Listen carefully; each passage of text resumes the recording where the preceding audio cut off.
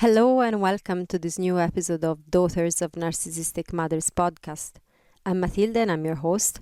I'm an inner transformation mentor supporting women in healing mother wounds through the one-on-one 10 weeks program and through the upcoming online community. And to know more about these offerings or to sign up to the waiting list for the community, follow the link in the description or visit the website womenreclaimingtheirfullness.me.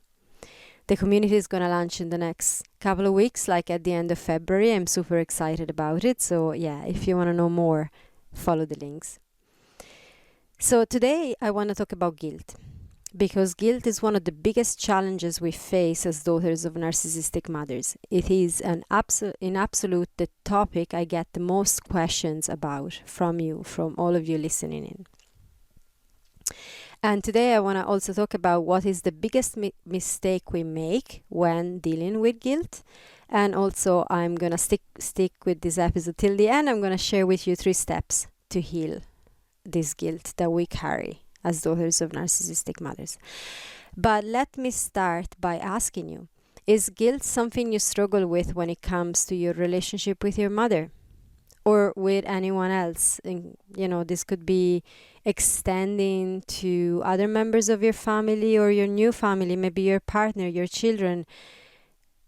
Guilt can spread from the relationship you have with your mother and the guilt patterns in that relationship to pretty much every other relationship in your life. Do you still feel guilt when you set your boundaries with your mother? Do you struggle with guilt despite knowing your mother's behavior is toxic? If yes, if your answer is yes, you are definitely not alone in this. As I said, this is the topic I get the most questions about. And in my experience working with daughters of narcissistic mothers, guilt is one of the biggest challenges we face. I get asked all the time things like, how do I deal with the guilt? Or, despite all she has done, I still feel guilty every time I say no to her. How do I stop it? Or, I feel so silly, but no matter what I try, this guilt doesn't go away. I'm desperate. So these are quotes from emails I've received from listeners. And I so get it. Dealing with guilt has been one of my biggest personal challenges. The guilt remained strong for me even after I learned about maternal narcissism, even after I went no contact, and it has ruled my life since I was like a little child. Guilt patterns, the cover narcissist in my family that have raised me, like my grandmother, my great-grandmother, it was all about guilt from very, very early on. And what I've realized in this journey is that guilt remains even when the rational part of you understands your mother has toxic behaviors. Guilt remains even when you learn to set boundaries to protect yourself. Guilt remains even after you go no contact. But why? Why is it like so consistent? And why is it such a stubborn emotion that doesn't want to go away? Why do we feel so guilty towards a person that has caused us so much hurt? Guilt tripping is one of the main forms of manipulation by a narcissistic mother, especially the vulnerable type, the one that is more like the victim type narcissistic mother. Like, guilt tripping is one of her favorite go-tos. She uses phrases designed to trigger guilt in you. And there's nothing too low. There's no blow that is too low in the game of guilt tripping. She will use anything she knows will work to trigger guilt in you. She can say things like, you're the only one I have left. Or, I am so alone. If you leave me too, what will I do? Or, a good daughter wouldn't answer like that after all I've done for you. Or, I have very little left to leave. And you would deny me joy? Or you would deny me what I'm asking you? Or, your behavior hurts me and you don't even care. How could you be so cruel and insensitive? And so on. So those are just examples, and some of those examples are actually from my own personal experience. So they're real examples. You more than likely have your own version of what she can use, of what your narcissistic mother can use to trigger guilt in you. And the thing is, even if you choose to go no contact, the guilt often remains.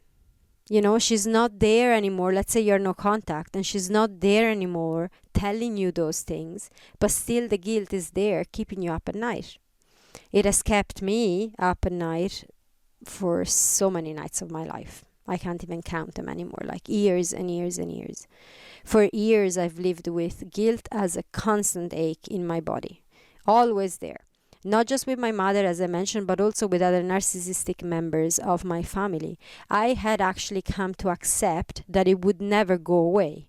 That's it. I am going to feel this guilt for the rest of my life, so I just have to deal with it in the best way I can, but I'm never going to get rid of it. Until things changed. What I've recently realized is that the guilt is no longer there as much as it used to, and it's way less triggerable by those family members I'm still in contact with. Way less triggerable. And I'll share an example with you. So just a very practical example. I recently received a letter from my grandfather, who is quite old, where he used his coming near the end of his life as a way to attempt to guilt me into breaking the no contact with my mother. He used terms such as, in the name of the love that I have for you, so using conditional love, and be the more mature one in the situation. This is an all-time favorite of my grandfather, meaning that if I don't do as he says, I'm showing how immature I am. And other things and other phrases. So the fact is, even knowing all I know about narcissism, a letter like this would have sent me in a downward spiral for weeks. The rational part of me would have known he was guilt tripping me, but still the guilt would have been very intense and overwhelming. This time around, there was nothing. Just my solid internal no to his request, because I'm not going to break the no contact, or my solid internal no to engage in such conversation with him at all, because I'm not going to discuss my relationship with my mother with him. So what has changed? And this is what I want to share with you today, with the intention to offer support in overcoming this constant guilt that doesn't allow you to be happy. And I want to start with the biggest. Before I share with you what has changed, I want to start with the biggest mistake we make as daughters of narcissistic mothers when attempting to get rid of guilt. Because this is actually what has changed for me along the journey. And this biggest mistake that we make is that we're fighting the guilt. We're attacking it head on. The biggest mistake is thinking that guilt is the thing that needs to be eradicated. And I was doing that. I've tried to do just that for a long time. It simply didn't work. I was going at the guilt. I wanted to get rid of the guilt. But we simply can't get rid of the guilt. And I'm going to go into why in a little while. The other thing that some of us try and do is to remove the triggers. Like by going no contact, for example, or very low contact. What we think is, if I don't talk to her, she won't be able to guilt trip me, and so I'll be guilt-free. And it may even work for a while. But very often the guilt comes back. And in some cases, it gets even worse because of the distance you've created. So actually, when we set a boundary, and I've seen that with clients, when they start working on boundaries and they actually start setting boundaries and the boundaries get successful, so they're actually making progress and it's great, the guilt comes back full force. It gets even worse because you've created a distance, a space, you've set a boundary, and the guilt comes back. Without considering all the possible guilt tripping that maybe flying monkeys could do if you're going no contact or low contact. So that is like a side conversation. Again, this is not an argument on whether to go no contact or not. This is a very personal choice. The point is that the guilt you feel inside won't go away no matter the distance you place between yourself and your mother. And this can be very frustrating at best and soul-crushing at worst. To be free of the guilt, we need to understand where it comes from in the first place. Because so that way, instead of attacking the guilt head on, which, as we said, this is the biggest mistake, it's the thing that doesn't work, we can actually go to the root, which is what I'm going to share in a little while. So to understand where the guilt comes from, let's talk about guilt for a minute. There are two types of guilt: healthy guilt and unhealthy guilt. The healthy guilt is that feeling that motivates positive change, such as a real apology followed by constructive change. So you do something to someone, you realize that that was not nice or hurtful, you see the reaction in the other person, you have empathy, so you see, okay, that person is suffering because I've done something. Okay, I'm gonna sincerely apologize, I mean it. That split second of guilt, it's like a feeling that just is the one that drives the understanding, the apology, and then the self-growth. So I'm not gonna do that again. So this healthy guilt that is just like a momentary feeling allows self-reflection and allows self-growth and doesn't make you feel bad or stuck. So that's the healthy guilt.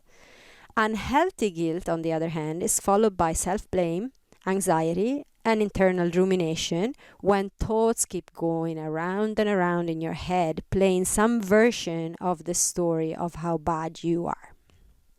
And the result of this unhealthy guilt is that you feel stuck and constantly in the wrong, even when you rationally know this isn't true. Like, as we said, even after realizing about maternal narcissism, even about when you learn about the toxic behaviors, even when that rational part tells you, okay, all of that, it's my narcissistic mother's toxic behavior, still the guilt is there. Okay? So where does the unhealthy guilt come from? It is the result of the conditioning you've received growing up with a narcissistic mother, and it is tightly linked with shame. And this is what has changed for me and has made all the difference. So it's the understanding that guilt is not the enemy. Shame is at the root of the guilt that we feel. So when, despite knowing about narcissism, despite having understood how your narcissistic mother has hurt you, despite having understood how setting boundaries is necessary and healthy, you still feel this soul-crushing guilt, this happens because a part of you still feels responsible for what is happening. A part of you still blames yourself for what is happening. A part of you still feels shame. So at the root of guilt, there are still some inner beliefs that somehow you are the one in the wrong in the situation. And these beliefs can be buried well deep in your subconscious. So your rational mind tells you it makes no sense to feel guilty, but the subconscious is telling another story. And in a battle between rationality and subconscious, the subconscious always wins. So I want to give you an overview of guilt's origin story in your nervous system. The first thing, the root where it all starts, is the childhood conditioning. So your narcissistic mother conditioned you to believe from a very young age that to be a good person, you have to be good to your mother. Or that you're inherently wrong or bad and that you should be ashamed of yourself just by default. Or that it is the universal truth that a good daughter should feel responsible for her mother and her mother's emotional state. So she may have told you things like, I'm only happy when you hug me. So again, this is seems like a really lovely thing, but actually it puts in the child the conditioning that you need to hug your mother to make her happy. So you are responsible for her happiness. If you don't hug her, you're going to feel guilty because you're a bad person, because you are making your mother feel bad. Or she could have told you things like, you're the only one who gets me. Or I would be so alone if you weren't here. Or things like, you will leave me just like everyone else did. So all of these are parts, and whatever your version of these possible things that your mother has told you from a very young age has conditioned the guilt in your system. She may have told you all about her emotions, for example, telling you about people who hurt her, making you directly or indirectly feel responsible for how she felt. She may have blamed you for how bad she felt, like telling you things like, oh, you're such a bad daughter, no wonder I'm always sad, no wonder I'm always upset, I have no choice but to be upset with you all the time, that's just the way you are. Making you believe that you're to be blamed for her emotional state. She may have used comparisons. We know that a narcissistic mother triangulates, uses comparisons, and this could have gone in two ways. She could have shown you other daughters' behaviors that were bad with their mothers. So, like to say, if you behave like them, you're gonna be a bad person as well. Or the opposite. She could have shown you daughters that actually behaved in a way that she thought was great with their mothers, just to show off how bad you were with her. So in either way, she's making you feel guilty and planting seeds of guilt in your system. These seeds, so the second step in this overview of guilt origin story, so the childhood conditioning plants what we have just described now, plants seeds of shame. Because that's the root. As we said, it's not the guilt, it's the shame. Seeds of shame. Every bit of your mother's emotional immaturity that was dumped on you in some way, you have your version of it, planted a seed of shame. Planted a seed for those beliefs that still now drive your guilt. And not only your guilt, because we're talking about guilt today, but these seeds of shame actually drive a lot of the behaviors that we have in life, a lot of the things that happen to us in life, in relationships, in friendships, in work, in parenting. So much it's driven by these seeds of shame that have been planted when you were younger. And then the next level is the right buttons. So there's the childhood conditioning, which creates and plants these seeds of shame, and then there's the right buttons. So your narcissistic mother knows the buttons to push to make you feel guilty. Why? Because she put them there. She planted those seeds, and so she knows you, and she knows that if she pushes the right buttons, she's harvesting from those seeds that she's planted earlier on. And then there is the next point is the road well traveled. So those paths of guilt in your system are open and well traveled. Imagine like your nervous system being a map with a lot of different roads. And the roads of guilt and shame are solid up because we've traveled those roads. You've traveled those constantly. From your childhood, you've been trained to take those roads. Those seeds of shame from which guilt comes from, those roads have been really well traveled. And so they become easily triggerable because they're well traveled. So that's where even in your mother's absence, for example, so let's say you went no contact, you're not seeing your mother, you're not talking to her, but a thought can be enough to spiral down in guilt.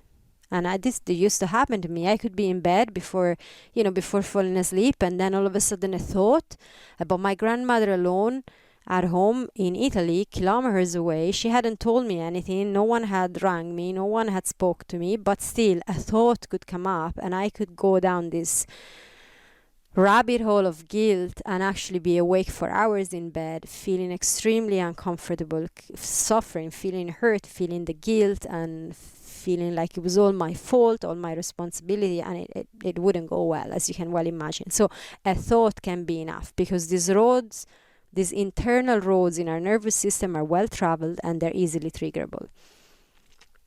The result of it all is a strong, soul-crushing, constant feeling of guilt that you feel you can't escape no matter how much you fight it. And it eats away at you from the inside every moment you pause and let yourself feel it. So what happens? You run to distraction to try and numb it, or you put a lot of energy in suppressing it, and you try a million modalities, but guilt still remains. Or you break your boundaries with your narcissistic mother in order to ease the guilt. So if any of this sounds familiar, I so get it. I have been there for so long, and I've tried everything before truly understanding guilt. So there's nothing wrong with you. That's really important. I want you to hear that. There's nothing wrong with you, and you're not doomed to feel like that for the rest of your life. There's a different way. And that's what made all the difference. That this different way is what made all the difference in me being able to receive a letter from my grandfather that would have been like such a trigger. I am not kidding you. Like, that would have been an incredibly big trigger for me. Not so long ago, like I can only go like maybe a couple of years ago, that would have sent me down like a crazy spiral of guilt, obviously, but then from the guilt, the self-loathing and blaming myself for everything, and then also being not available for my daughters, and possibly not available for my partner, for my husband, and maybe fights with my husband. Things would have gone bad at work, and like it literally affected everything. And it could have been as simple as a short phone call or a letter like that. That was the letter that was it was a half a page letter. There were like a few sentences put together, which were all manipulation tactics, but like it was very short. It wasn't even one of the big letters. So that could have sent me down the rabbit hole. And the difference has been this. It's been, stop fighting the guilt. Guilt is just a symptom, not the root cause. So we take the focus from it, and we actually understand that guilt comes from this deeply rooted shame that has been planted there seed by seed by our narcissistic mother or any other narcissistic member of our family when we were growing up, when we were young, small children growing up. That conditioning, those deeply rooted beliefs are what we want to go to eradicate the guilt, because the guilt will go. And that's the great news. The guilt will actually go. But if we take on the guilt as the enemy, that's not going to work. It's a battle that we're going to lose, because it's not the cause. We need to go layers deeper and get to the cause. So here are 3 steps to work on this that I want to share with you today. What I'm going to say is that this is not like an overnight process. Personally, for me, guilt was such a big thing. I had to work on this for like quite some time, because when we're working with deeply rooted beliefs, it's a slow step-by-step process. You can't just find the deeply rooted belief and try to hack it and try to bypass it and try to positive think yourself into believing the opposite of that. That's not going to happen. It has to be a deep journey within the body and in all those pathways and patterns, and that reconfiguration of the map of the roads well traveled in your system, and start opening new pathways. So this process does require guidance. I definitely had guidance, and I needed guidance, and it requires time. So be very gentle with yourself. But I want to give you these 3 steps, because that's where it all starts from. So the first step is understanding that guilt is not the cause. Guilt is not the enemy. Guilt is the symptom of underlying shame in your subconscious belief system. So that's the first point. You want to understand that. The second point or step is learn tools. So you need tools to navigate the waves of guilt that rise up. Because, okay, you're saying that guilt is not the cause, but guilt is going to still show up in your system, right? It's not just going to be disappearing the minute that you realize that that's just a symptom. It's still going to come up in waves. So you want to have tools that help you to navigate those waves of guilt, like breathing, self-regulation techniques, consciously placing your attention somewhere else, which is very different than distracting and numbing. So in this way, you can let the waves come and go without feel crushed by them, and without increasing your resistance to them. You know, that wanting to get rid of the guilt and fight it as if it was the enemy, that resistance is not going to help you, because ultimately you're fighting a part of yourself that's there, and that's not going to be helpful. So in the meantime, you can work at the root. So first, you understand that guilt is not the cause, guilt is not the enemy. Second, you learn tools to navigate those waves of guilt. And third step, you start identifying beliefs of self-blame and shame in your nervous system, in your system. So you want to find out what those beliefs are, or that one, but it might be one, might be more than one. I think the deeper you go, the more you narrow it down. So at the beginning, when you start this, you may even have quite a list of beliefs, and that's okay. The deeper you go in the layers, you're going to narrow it down and down and down and down. And it's going to be a handful of them by the end of it. I think I can, for myself, identify maybe 2 or 3 main deeply rooted beliefs that were at the cause of pretty much everything else. But there's layers to it. So again, you may find quite a long list when you start, and then when you ask those questions again and again and again. For me, this was a process of years. So again, there's no time frame that applies to everyone the same. So whatever amount of time this is going to take for you. So you want to ask yourself questions like, where do I still blame myself? Where do I feel I am inherently wrong or at fault? Where do I feel I should know better and do better? Those are the questions that you want to ask yourself to start identifying those subconscious beliefs. When you identify those underlying beliefs, you get to the root cause of the guilt that can still be triggered. My grandfather in his letter could only trigger guilt if I deeply believe that I am actually at fault for what's happening with my mother. If I deeply believe that I'm in the wrong, then he can trigger guilt. If I have worked with those deep-rooted beliefs and I actually got to a grounded, embodied place of feeling I'm actually protecting my precious heart, and I fully believe that now. I didn't for a very long time, but I actually really believe that I am deserving of happiness. I am deserving of joy, and I'm deserving of being treated in a certain way, which my mother won't do.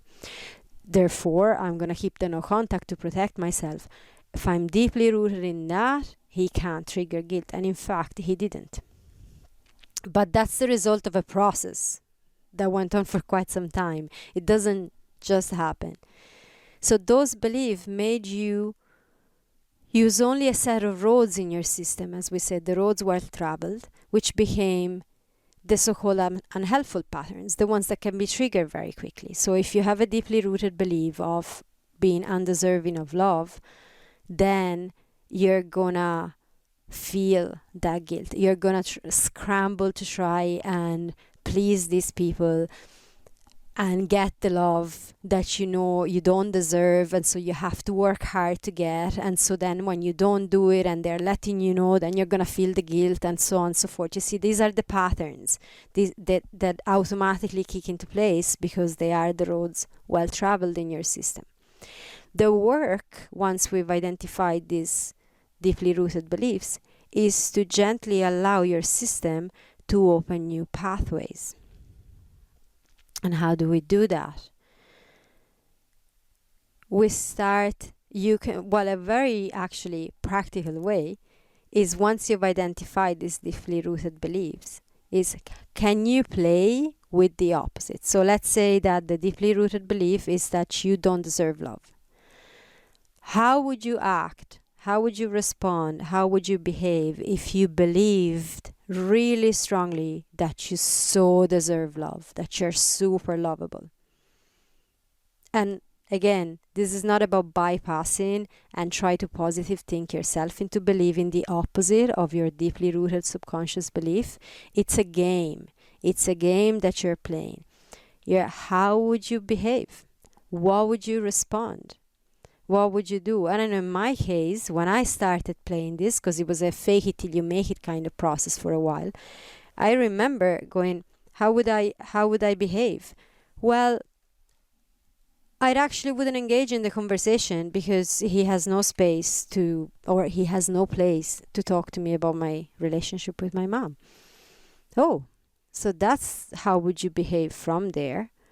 And you keep playing with that. You keep sort of playing with that part alongside doing other practices that allow your nervous system to find safety inside. There's other things that need to be done together with this for this to work. And for this not to be just a rationalized exercise, because as I said, rationality has very little to do with it. And if we try to bypass and positive think ourselves into things, it all is going to fall apart, because the subconscious wins, always wins the battle. We need to do it from an embodied place for the change to actually be deeply rooted in the body, for the change to be meaningful and to remain in the system. Okay, so alongside with other practices, but these are the 3 steps. So first, understanding that guilt is not the cause. Second, learn tools to navigate the waves of guilt. And third, identify these beliefs of self-blame and shame that you still carry. And then, I suppose you could say, 4th step, play with how would you behave if you actually believe the opposite. And just play. You can journal about it. You can play with it in your mind. Start familiarizing with that possibility in your system alongside other practices that support you in feeling safe in your nervous system more and more and more. The end result of this work is that the guilt you felt for so long will get triggered less and less until it's not triggered anymore. And I can speak from experience on that. And as I said, I had come to a place where I had accepted that guilt was going to be with me for the rest of my life, that I was just going to live with that pain, that no matter how much I worked on myself, no matter how much I did, I was always going to feel that. And in some kind of way I had made peace with it, but it was still very uncomfortable and yeah, very painful when the waves came. So this made all the difference. Stop fighting the guilt as if it was the enemy. That's not working. But find the root cause of it, which is the shame and those beliefs that we still carry inside. And that is why that guilt can be triggered in you. It's because you carry those beliefs. The moment you identify those and start playing with those and open new pathways in your nervous system, that is going to be a game changer. And that crushing guilt is not going to be there anymore. So share your experience with me, share in the comments, send me an email at matilde@womenreclaimingtheirfullness.me if you have any questions on this or on anything else on this topic of maternal narcissism and mother wounds. And again, this is what we're going to work on in the online community. This is the work that we do. This is how we support each other in understanding what these beliefs are, in going through the different practices that support your nervous system in feeling safer, in interacting with each other in a way that supports us feeling safer, so that we can explore these aspects inside, so that you can go deeper, and reclaim your life. Start actually living the life that you deserve. A life where you are authentically you, where you're not feeling guilty every moment of every day, where you're not feeling anxious every moment of every day, but you're actually just feeling at ease and you're enjoying your life, because that's available. It is available. I know it feels like a faraway dreamland, but it is actually available. It is available. And that's why I love this work, and I'm not going to stop because I love seeing women reclaiming their fullness. It's one of the most beautiful things in the world. So yeah, with that, I'm going to leave you and send you lots of love, and bye for now.